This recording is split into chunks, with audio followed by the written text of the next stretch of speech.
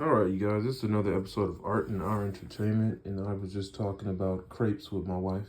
We were talking about crepes. Oh man, I don't know what country they originated from, but they taste just like pancakes.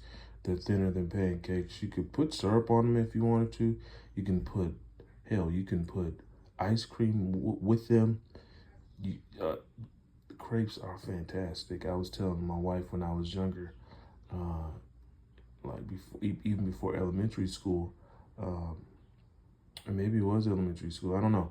But when I was really young, I would eat crepes that were crunchy, a little bit like crunchy, for fried and or not fried, but maybe oven cooked to really brown and a crispy texture. And inside of the crepe, there would be apple filling. Oh my god, that shit was so fire.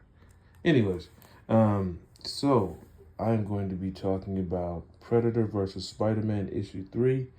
Um, it was another decent issue. Most importantly, it's fun and it doesn't take itself way too seriously, which, oftentimes the Predator franchise is like no joking, very serious, man-hunting Predator, but this is completely different. But what counterbalances that is Jonah Jameson and him being old, grumpy, him being the old grumpy man cliche, and um, Peter Parker's humor, but also his vigilant approach to all manners of mayhem and chaos. So it's like it's everything works really well in this. Okay, so I should probably talk about what I liked. Um, there's let me see. Okay, so there's still a blackout in the city, which I like. It sets the tone. The mood is still dark and moody, and the the predators on the hunt as well as Craven, or I should say predators, because there are now predators trying to stop this renegade predator that is just killing people just at will in New York City. But yeah, Craven blew out an electrical transformer to keep the city in the dark.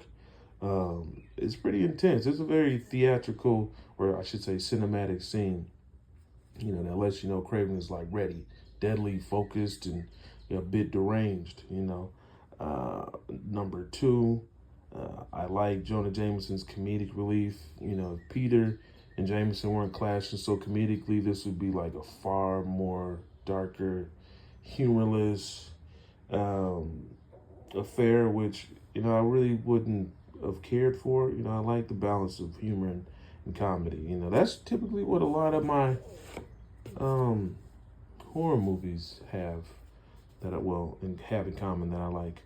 Um, yeah, I like the balance of two. So, anyways, um, yeah, I mean, for a story that has the Predator on the loose with Craven on its tracks and Spider-Man in the middle protecting the citizens of New York City, it's perfect. So 3, I love how Spider-Man shines in this and his comedic wit and his quick whips and the essence are captured. For example, the Yacha, which are that's the real name of the Predators. Um, they like they swoop down into this building, windows crash because they burst in, and Spider-Man. I mean, and like they're in this office building after they crash in, and Spider-Man, you know, pops up after Peter Parker was trying desperately to put Jonah Jameson in like a closet. So he puts on his Spider-Man suit, and then he faces like three Yacha in like a coffee break room. It is hilarious. It reminds me. The fight scene was dope, by the way. He gets sliced up. Spider-Man gets sliced on his thigh after he's like fighting these three Yacha. Like he's just doing his thing. Like I'm like shit. Didn't realize. Sometimes you forget how awesome Spider-Man is, and then he fights a deadly foe like this, and you're like, oh shit, okay. So yeah, it was really dope, man. I really like that, and it reminded me of like the old Spider-Man cartoons where he had the quick whips, and it had that same energy, and Detective LaPearl was in this, and if I'm recalling, she was a detective that was a voice of reason for Peter Parker, and she was always trying to get in contact with Spider-Man in the old comics so they could work together. And then you got Jonah Jameson and her working together. at the end. It's just really good. But my fourth reason that I like this is I think it has the energy of Predator 2. I think that movie also was underrated. I think it's just as good as the first one, if not better. I think the second one has something that the first one doesn't really have, which is lore, which I think makes it that much better. And it's acted out, and that lore is actually acted out in a really great way as well. It's not just there, but so 4, I think it has energy of Predator 2. It's the summer, there's similarities. It's the summer. It's a deadly hot summer, and the big city is, just like this playground for the Yacha. But instead of Danny Glover kicking ass because he's too old for this shit, we have Spider-Man. Okay, 5. A houseless man saves Mary Jane and her friend. Remember, the power went out, so she's down in the, she's down by the train. She's down in not the sewer, but the subway. Excuse me, I can't speak. She's down in the subway, and, the train stops because the power's out.